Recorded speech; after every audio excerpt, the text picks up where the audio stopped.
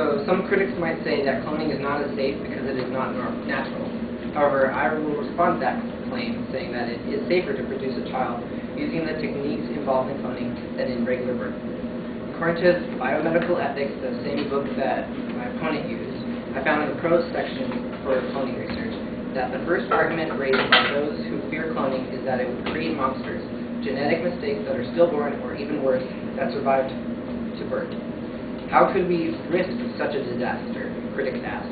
But scientist Lee Silver replies, cloning is actually genetically safer than normal sexual reproduction because it bypasses the most common form of birth defect, having the wrong number of chromosomes. The chromosomal abnormalities occur when sperm and egg cells are produced. In the testes of a man and the ovaries of a woman, progenitors of sperm and egg cells mature. As they do so, they divide repeatedly and develop into cells that have a single copy of each chromosome instead of the usual 2 copies.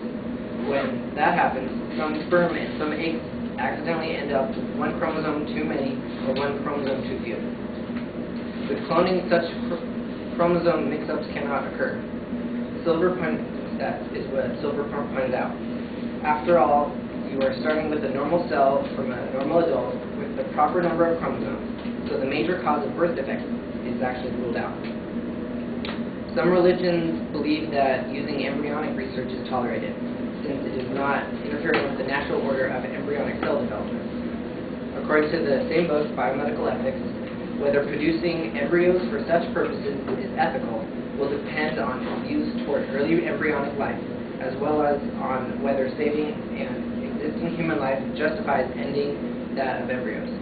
Christianity sanctifies fertilization. However, while Judaism and Islam consider the embryo to acquire human characteristics only after 40 days, and scientists' guidelines allow embryos to be grown in culture for 14 days. So the ethical discussion should respect individual religions and philosophies. Some say that it will cost the federal government too much money to fund another program.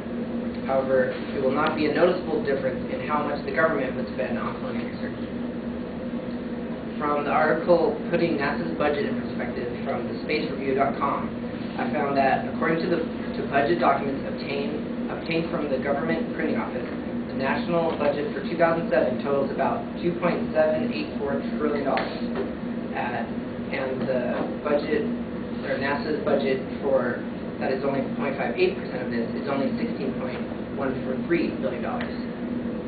Also, in the 2007 budget, the funding for social programs calculated here as the budgets for the Department of Health and Human Services, Housing and Urban Development, Veterans Affairs, Social Security, Agriculture, and Labor adds up to a whopping $1.581 trillion.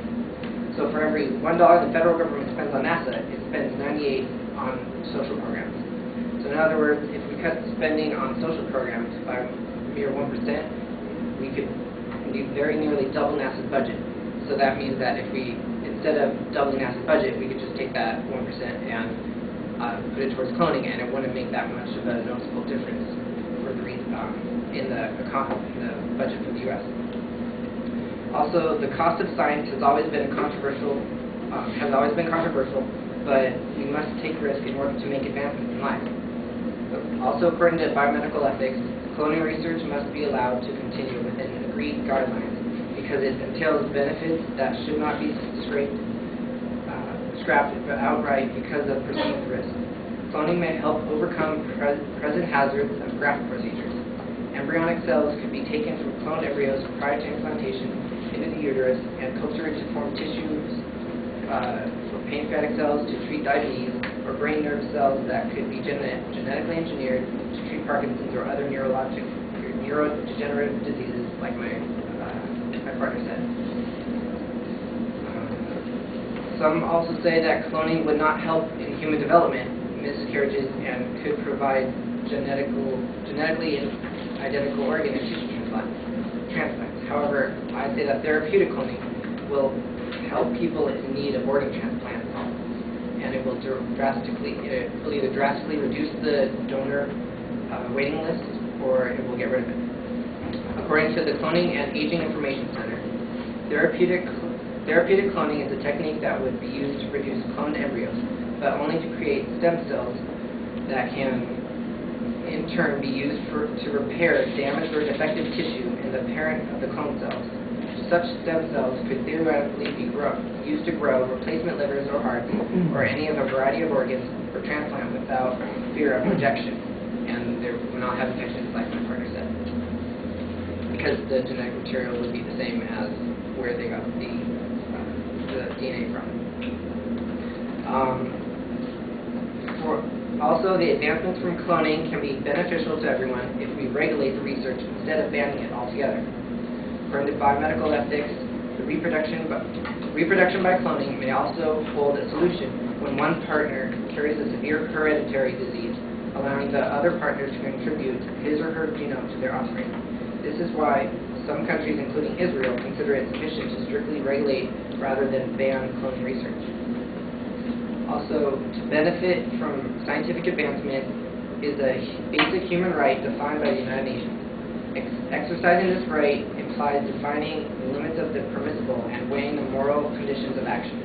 Ethics committees ought to explain the potential benefits of scientific applications and create guidelines for their use rather than try to have them outlawed up front and altogether.